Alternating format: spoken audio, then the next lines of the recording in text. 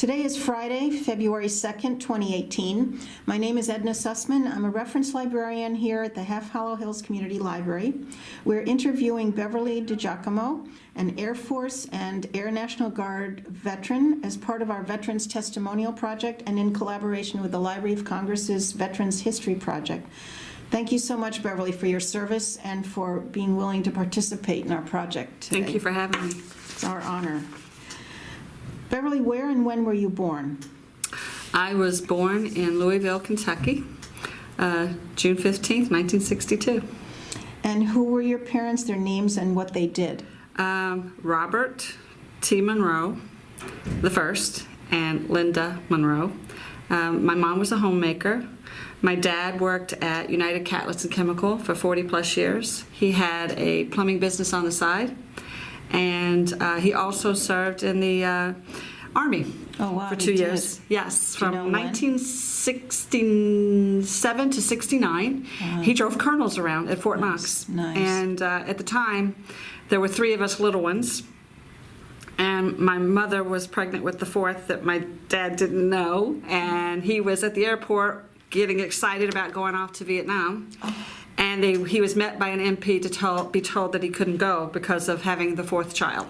Oh, you kidding. So that pretty much ended his Army career. He was left the service? Yeah, well, they asked him to. I don't know why. At that time, if you had more than 3 children, there was something going on during that era. Okay. So he was pretty upset that he didn't get to go. But he had lots of great pictures about it and always instilled in me about, you know, the Army's the greatest, this. So that's what I got to hear over the years that kind of inspired me toward my military career. Nice. Not necessarily the Army, but Right. yes. And he was in 2 years? Yes, he was in 2 years. So what were your siblings' names? And I have 2 sisters and a brother, Anita Monroe Davis, Melissa Monroe Woodruff, and my brother is Robert T. Monroe II. And were any of them in the military too? No. No. No. So what were you doing before you entered the service? Before I entered the service, I graduated high school. I was always taken down to Panama City for the summers. My dad would take us down there, and I got very excited about the ocean. It became my second love. So when I graduated high school, I had asked my parents for a graduation gift to go to Panama City. I had met a boy down there from over the years, and I just wanted to go. Not telling my parents I had no intentions of coming back. Oh my. So I went and I stayed. Wow. I stayed, and then I did cocktail waitressing, and I also did front desk clerk. And because Panama City at that time in 1981 was a very touristy town, so from mid-March to October it was busy, and after that, if you didn't save, you were in trouble, you know, with your finances, because it was seasonal. Oh, I see. So yeah. Yeah. And when did you come back? I stayed down there until late '83, and then I came back to Louisville and was working at Inroe Shirt Factory. Liked it. It was a union job. It was tough, and my dad kept saying, you know, you need to go to college. And I was like, I know, Dad, I know. Your folks were in Kentucky? Yes. And my dad's rules were, if you go to college, we pay for half, you pay for the other half, but you have to have excellent grades. And he was really tough. So I went down and saw the recruiters. I thought, I'm going to do this. I'm going to pay for my own college. And so I went and saw the recruiters, not thinking anything of it, just was going to get information. The college recruiters or the military recruiters. Oh, the military recruiters. I had always had, ever since going to Panama City, and if anybody knows anything about it, the jetties down there is full of dolphins. I was obsessed with dolphins. So my idea was I was going to join the Navy and work with dolphins. And the Navy said to me, the possibility's there, but you need to cut your hair. I said, what? I was like, I'm not going to cut my hair. Was as long as now? Yes, yes. And their thing was, that was the Navy rule. Your hair had to be cut. So I said, well, I'm going to go check out the other services. And when I went to the Air Force, they said, oh, 3-inch bun, you're in. I was like, okay. Wow. And so I joined the Air Force. The Air Force, wow. And so you enlisted? Yes, I did. And that's why you chose the Air Force? Yes. Well, I knew I wasn't going to get to work with dolphins. Yeah. I knew that as it was always instilled to me from the get-go of speaking to the military needs come first. You can voice what you're interested in. They'll do their best to get you there. You had to do the testing and saw where your strengths were. And I figured someday I'll get back to those dolphins. Did you? But that's what I did. Okay, well, we won't, that's getting ahead of ourselves. So what happened when you departed for training camp in your early days of training? That was in 83, you said, you enlisted?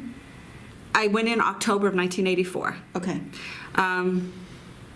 When I was in training, you mean before I went in training or while I was at the Lackland Air Force Base? Yeah, when you left for training. Well, when I was getting myself ready to leave, I was very nervous because all my life, I would ride buses everywhere.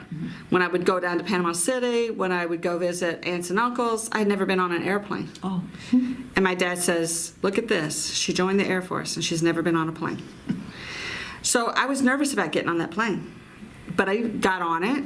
And the most, I don't want to say amazing, strange thing is that when I flew from Standiford Airfield in Louisville, Kentucky to St. Louis, Missouri, before they switched you over to another plane to go to Texas, they had their military already there in the airport. So you weren't guiding you, telling you where you were going to go, what you were going to do, and I was just like, and they were telling you from this point on you belong to the military, and it was a scary feeling for me because I'm like, oh my gosh. So I couldn't say anything. So when we landed at Lackland Air Force Base. This was on a military plane or no? No, this was a regular civilian plane, but they had somebody there in that time, somebody at the airport telling you what was going to happen. Okay. So, and there was a ton of other young people there of all different ages that were joining. So when you got to Texas and you landed, they had a bus waiting right outside. It was be quiet, sit down. So when you got on this bus, you were like, oh man, and you had all your stuff, and you pull into the gates of Lackland Air Force Base, and some of the people on the bus got a little loud, and he said, have fun, because you won't be saying that when you get off this bus. And as soon as we got off the bus, it was like, pick them up, put them down, pick them up, put them down with your stuff. Wow. I was like, what did I get myself into? Wow. That was the first thing. Yeah. They whisked you right off to the processing center. And this is at 2 o'clock in the morning. Oh my gosh.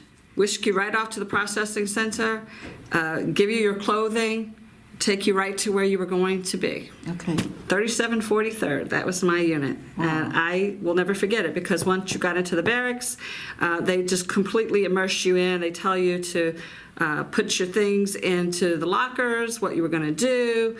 PT's at 4 a.m., breakfast is at 5 a.m. What's PT? Physical training. Oh, physical outside, training. Yeah, outside exercising. It was, I felt like I wanted to get on the phone to my parents and say, get me out of here. You know that movie where Goldie Hawn is like, do they come in any other color but green? Yeah. That's what I was like remembering that movie because that was the movie I saw at the drive-in 2 months prior to going in. That's fun.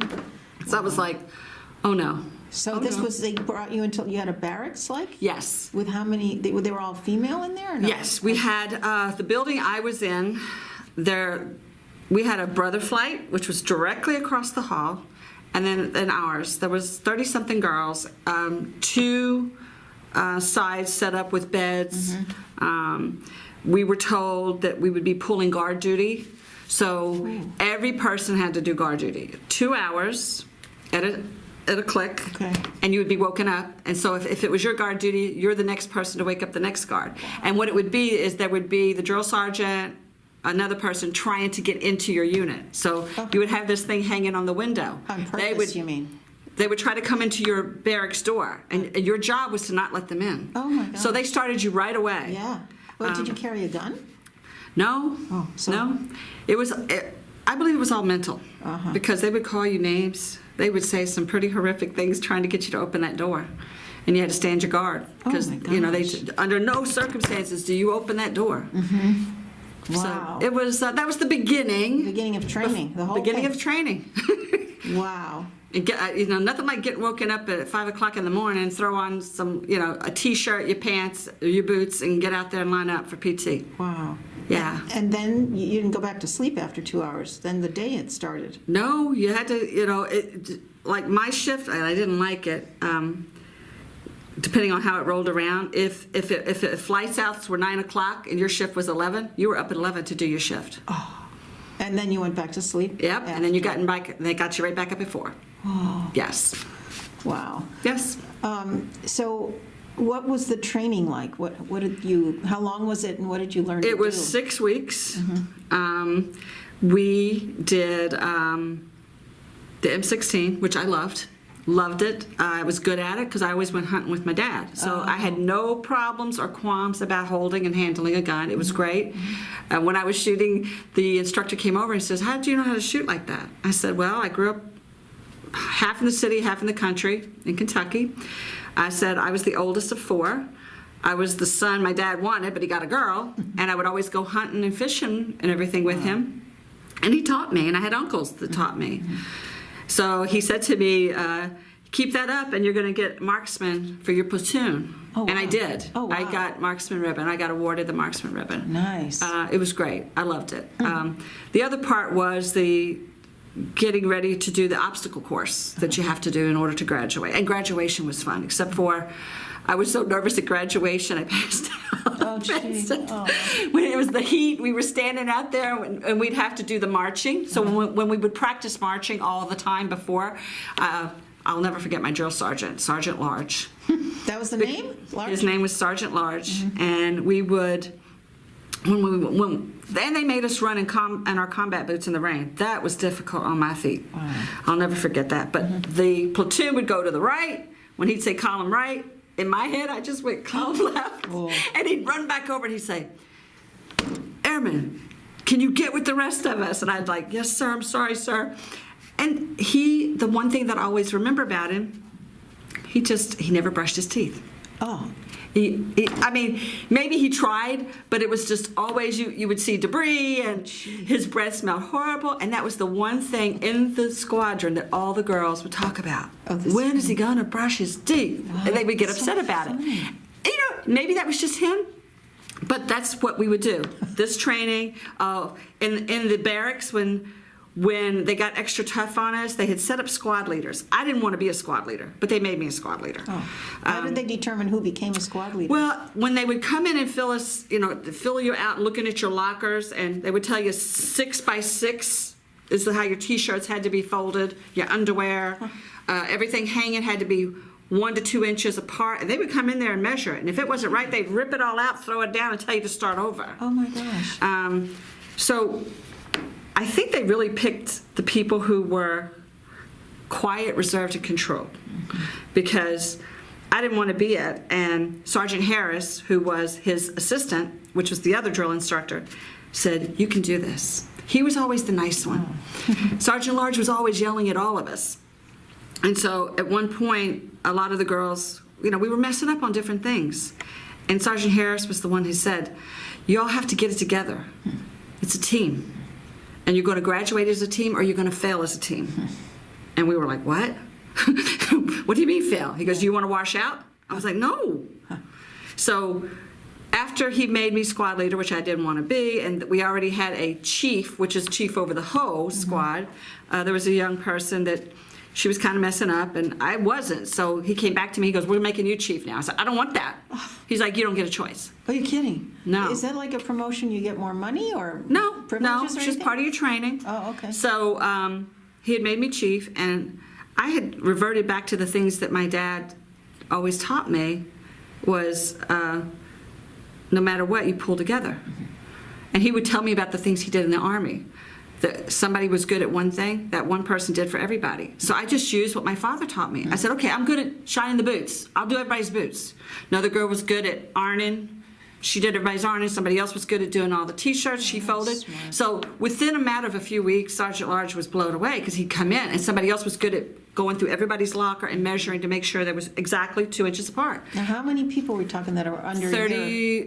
There was 32 of us in there, and we all ranged at different ages. I would say from 21 up to 32. Wow. Quite a few were moms with kids. They let them in? Yeah, like 1 or 2, if they had 1 or 2, yeah.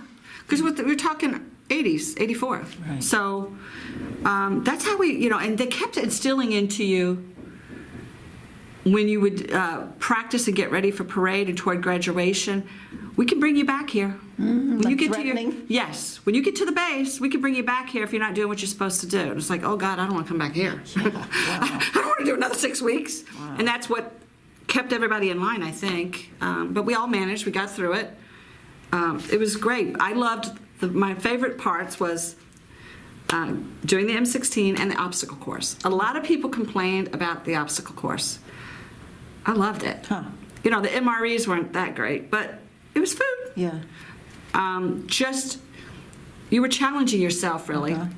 A lot Had of you been people saw this. athletic before? Were you active, athletic before? I was. I did, you know, I was like a runner, cheerleader, drill team. But I was a super, super athletic. This really, you know, taught me something, that you are challenging yourself. You're not that's great. challenging anybody else. Yeah, yeah. And to make it through that, when they gave you the weekly calls, they didn't let you make a phone call for the first 2 weeks. But then after that, you got the weekly calls. I was calling get me out of here. Really? And my mom was like, we're so proud of you. And my dad's like, make us proud. You can do this. You're a Monroe. And I was just like, oh gosh, Dad, I can't do this. He goes, you got 3 more to go. You got 3 more to go. And every week, that was what got me through. Nice. It's like, I was like, I can't do this. Yes, you can. Yeah. But you wanted to do it. I wanted to. Yeah. The funniest thing is I thought I was going to see the world. Not knowing upon finishing boot camp that I was only going to be stationed 30 miles from where I was. Okay. So what happened after the 6 weeks? Do you get a choice of? No, they give you this testing. They see where your strengths are. They come back, and I told them I was interested in dental. They said, well, we're sorry, at this moment there's not an opening for that, but with what your testing is, we're going to put you in supply. I said, supply? What is that? Supply is logistics for the whole base. You know, you get parts to the whole base. They have round the clock. It's around the clock. So I was like, oh, okay. At some point, you can, when you decide that you can try to get into dental assisting or whatever else that you're interested in. But right now, it's Air Force needs to come first.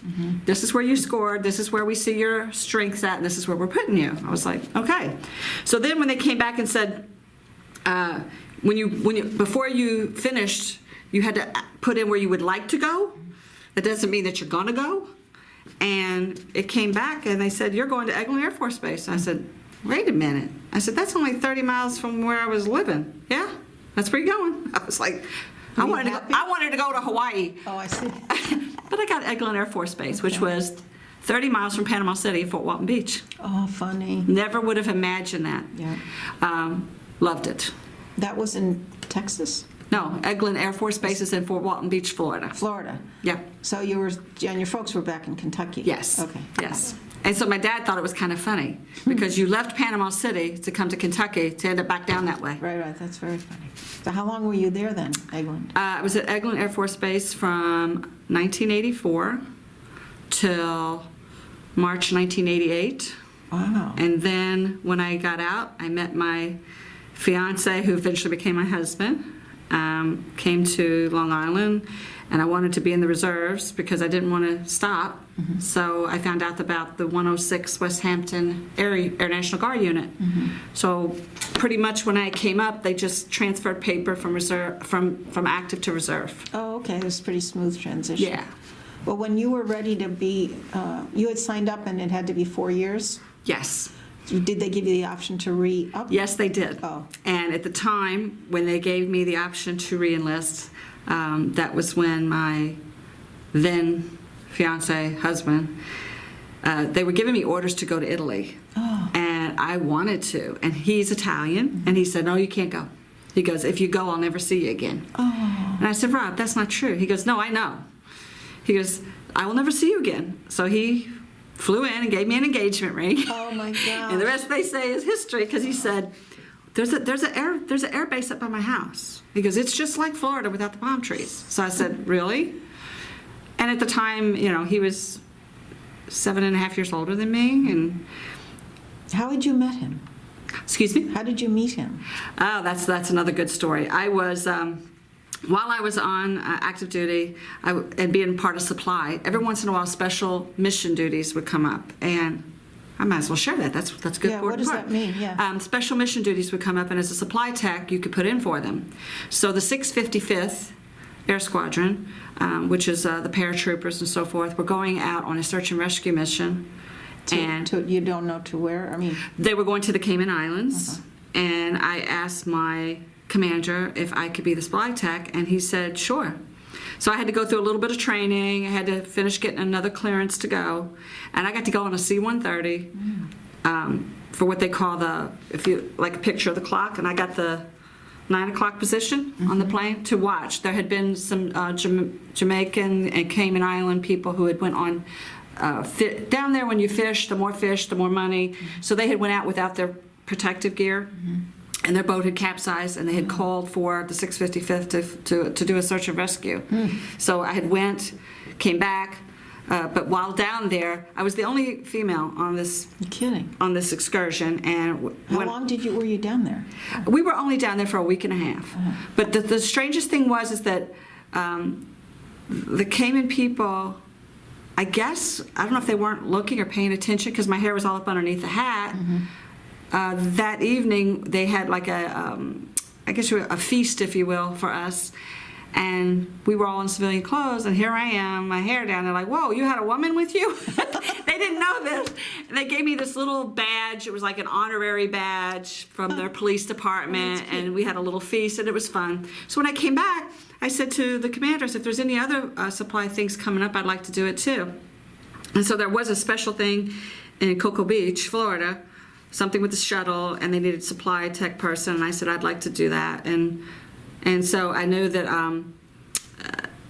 that I was going to be having some free time, reserve time. When you take your leave time coming up.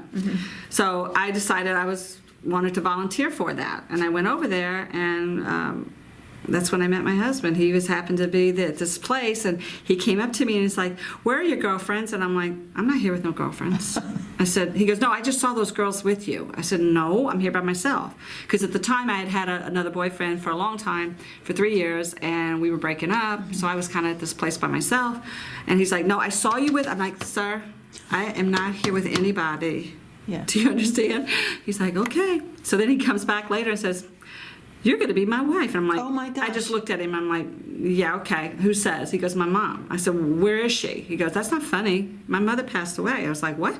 Oh. So it was kind of a weird thing for me, but at the time Top Gun was out. Okay.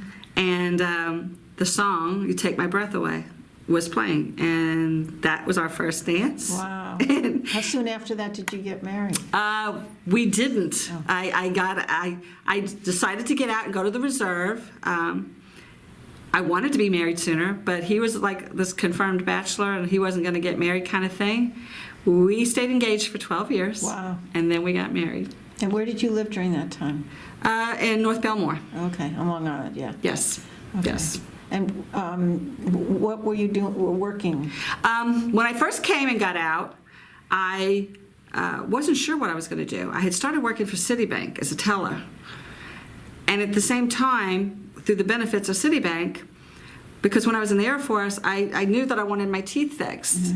So Citibank, I had these benefits to get braces put on. And I went and met Dr. Thal, Richard Thal. He's not practicing anymore, but a great man.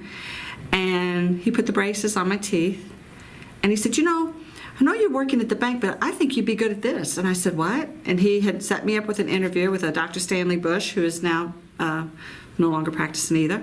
And I started learning dental assisting. Oh, wow. And from that, I did 14 years of dental assisting. The last 8 of those 14 years, I worked for Dr. Lee Weinstein at Dental Associates for Kids Only. Great guy. Love him. He sold his practice, and he moved out to Arizona. And after he moved, prior to him moving, I'd had something happen to me when I was on active duty that allowed me to go back to school with benefits, and I had went and applied for a dental hygiene program at Farmingdale State University. Oh, good. Started my prerequisites, and after he left, I had gotten into the program. It was tough to get into the program, but I did it. And I did well, graduated there in 2005 with my associates, and 2007 with my bachelor's. Nice. I really love the dental field, but I'm also intrigued to try something else in the future. But yeah. That's nice. So Yeah. you had a lot of different experiences doing different things. Yeah. That's great. Yeah. So you served, how was it adapting to military life back to your time in the active duty? Well, since I was in when I was in, it was Cold War time, there was no major conflicts going on. However, when I did get in the reserves, a Desert Storm had just happened in 1990. And I was still in the reserves, but I had been in a bad car accident, and my teeth from being in the braces, my braces were about to come off, so I had had a bad car accident, and they had to rewire them again. Ooh. So Was a car accident while you were in the service? Or you weren't on? the car accident happened while I was out, but in reserves. Oh, okay. So I would always go every weekend to the 106 out in West Hampton, by 1 weekend a month, and it just so happened this weekend that I showed up. I knew about Desert Storm because the news broke, and I thought, oh wow, my unit's going. So when I got out there was a sergeant at the booth, and he said, who are you? And I said, Airman Monroe. And he's like, you're on medical hold. And I said, why? And he's like, your braces. And I was like, really? He goes, yeah, that's radar detectable. And I was like, wow, it's the first time my mouth ever saved my rear end. Yeah. I was like, okay. And I went back home. My accident happened later, a few months later. So that's why I was in regular braces, and they said I was detectable, I couldn't go.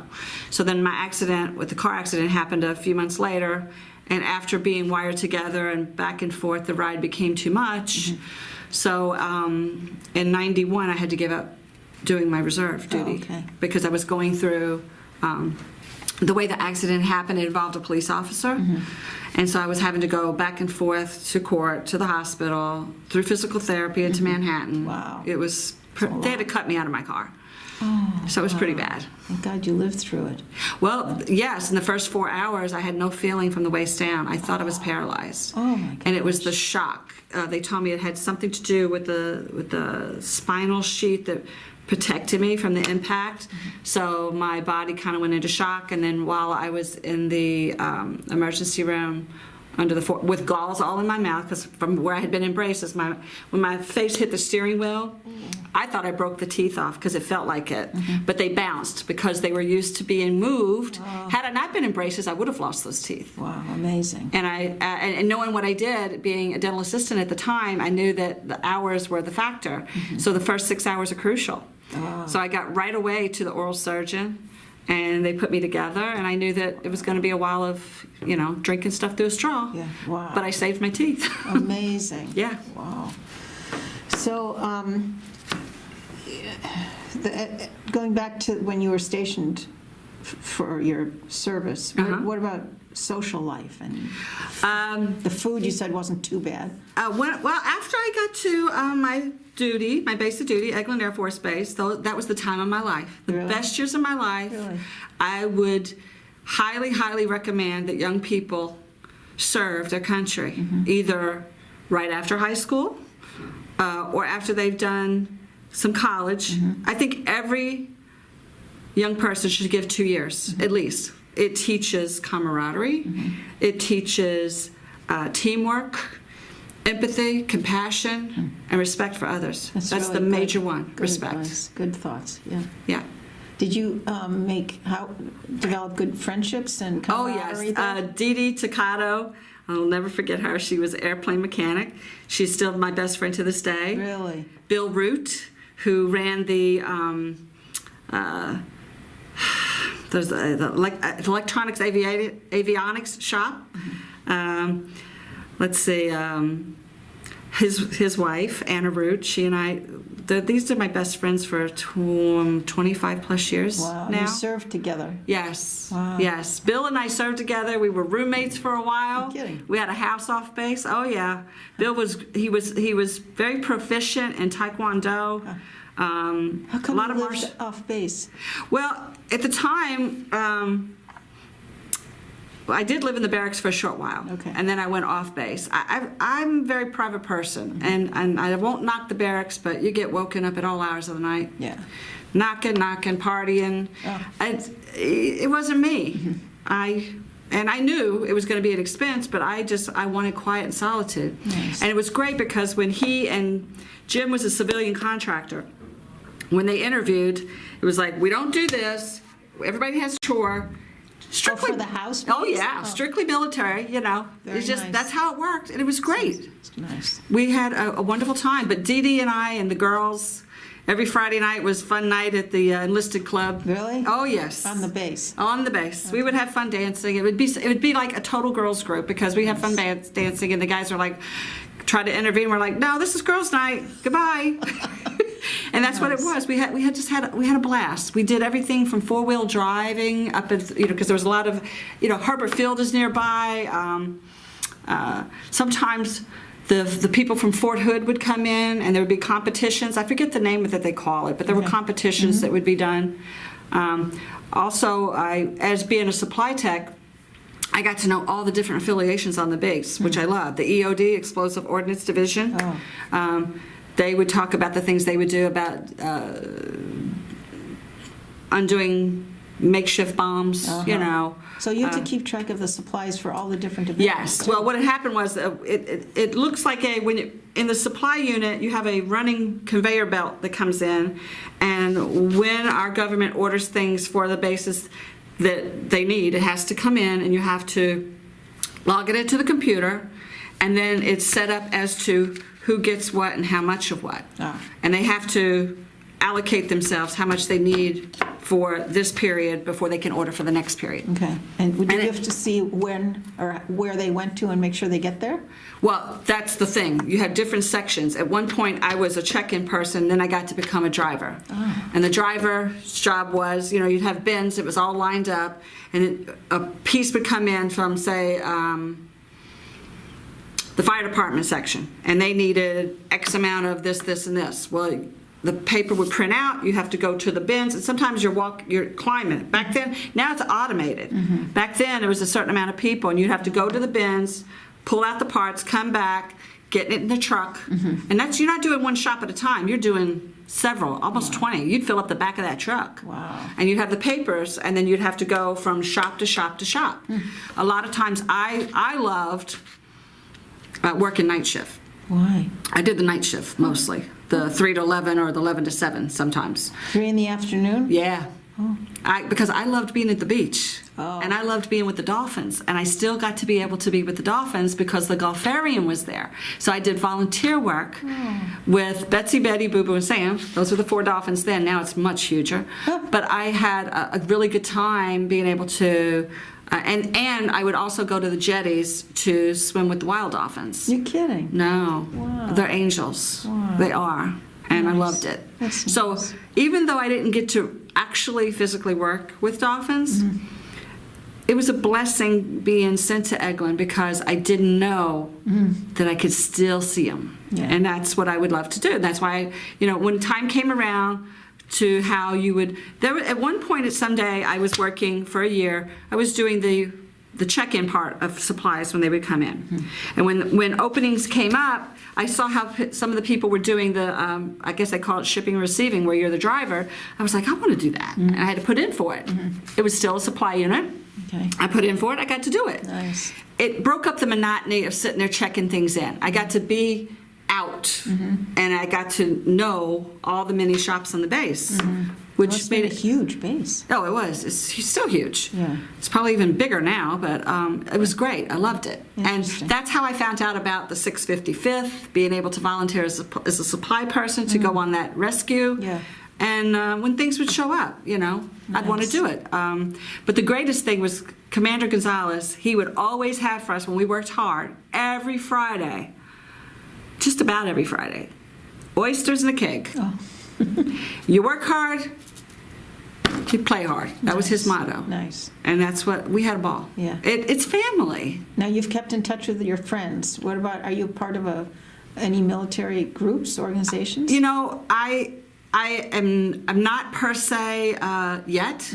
I had my father-in-law, who was a Navy guy, was telling me, you can't be a part of the foreign wars because you didn't do the foreign wars. Yeah, okay, but I can be a part of the American Legion. And I do have a World War II vet who lives around the corner from me, Mr. Docknell. He just turned 91, and he approached me the other day. He said, Bev, he goes, you got to come to the Legion. You got to sign up. I said, you're right, I do. But everything that goes on for women vets out at Northport, VA, I'm always in it. Oh, nice. Me and my other World War II friend, Annabelle Weiss, we go to everything. That's good. I met her there 3 years ago. Before that, I would sometimes go to things, but since meeting her, and before her, every Veterans Day, I would try to go out to Calverton. Because, that's nice. one, to honor my father-in-law, my late father-in-law, but there's nothing more beautiful than to see all those flags flying on Memorial Day out there on the graves, and to see the sacrifices. Yes. It's just beautiful there. I feel it's peaceful. Peaceful. It's so peaceful. Yeah, it's really nice you do that. Yeah. Very nice. Well, my husband and I, we used to go there all the time, pack a lunch. Really? And go and sit and talk to his mom and dad, because they're buried there. Was she in vet too, the mom? No, his mom was from Taranto, Italy. Spoke very little English. Are you kidding? Yeah, yeah. Okay.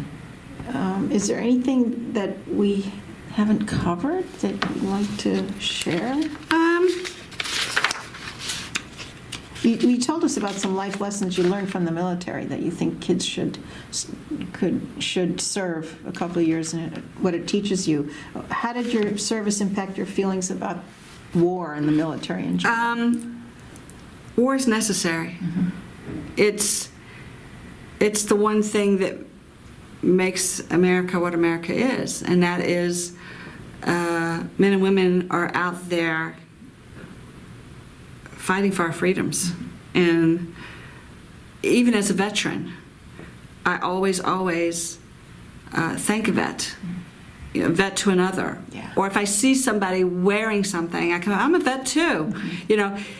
It's more friendship. There's never any veteran that doesn't connect with another veteran. Yeah. We're just one big family of many generations. Some have seen more than others, and when I see so many coming back with things, one really great veteran friend that I happened to make by chance, my Uncle Joe, who passed away September 7th of this year. Oh, wow. 17. Sorry. Yes, he was an Air National Guardsman for 20 plus years. Wow. He was a Vietnam vet. He had many, many friends. He was a school bus driver for many years too. And one of his friends had seen my veteranship and friended me. And little did I know that Wayne Ray of the United States Army, who was also a helicopter pilot, my Uncle Joe, one of my Uncle Joe's closest friends, we become friends over the last 4 years. Oh, and nice. Like I said, there isn't any vet that isn't connected to another vet. It seems like an immediate bond because you're all so committed and we've all went through the training. Selfless. We know what's required, and to go above and beyond is just normal for us. Yeah, that's wonderful. We so appreciate it. Really, thank you. I'm happy that I served. It is an experience of a lifetime. I would tell every young person that's viable and age-related to do it, and without hesitation. Really? Yes. Nice. Yes. Well, thank you for doing it. Thank you. What message would you like to leave for future generations who might hear this interview? Support your veterans. They need it. I make it a point to every year go through things, donate things, and if I find a way to get extra things from anybody else, somebody comes up, well, give it to the veterans. Because they made the ultimate sacrifice. Right. And some of them didn't get to come home. Right. That's the thing that you always have to remember. There were many movies made about this, one called Taking Chance. Oh, I don't know that one. Oh, you've got to, Kevin Bacon is in it. Okay. You've got to see that one. That's a great one. There's another one where Woody Harrelson is Army. He plays the part of coming to tell loved ones that their family was killed in service. These are movies that they have to be told. It's important. Yes, absolutely. And you learn from it. Some things are like a wake-up call. Like you say, oh my gosh, I never really thought about that aspect of it. Like, who brings them home? Who gets them ready? Who gingerly has to tell the family? Who, how do you do that and keep your composure? Right. These are important jobs, but every job, no matter big or small, Yes, in the absolutely. military is important. Every job is important. Everyone. Yeah. So I think that And I wish it was mandatory in our government the way it is in other countries that you have to serve for a set amount of time. If it were mandatory, I don't think we would have so many young people with this right of entitlement that they all act like these days. I agree.